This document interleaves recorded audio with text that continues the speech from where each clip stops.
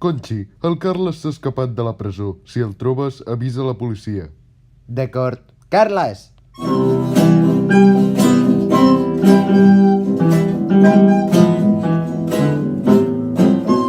Carles, com no m'has dit que t'has escapat de la presó? Perquè no hi vull tornar a entrar. És moníssim. Doncs la policia et busca, digue'm què farem. M'escaparé del país. I ser còmplice d'un delicte ni parlar-ne.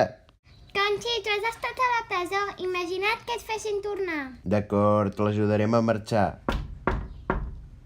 Qui és? Ja és aquí! No vull comprar res, gràcies. No saps qui sóc? No, ho hauria de saber.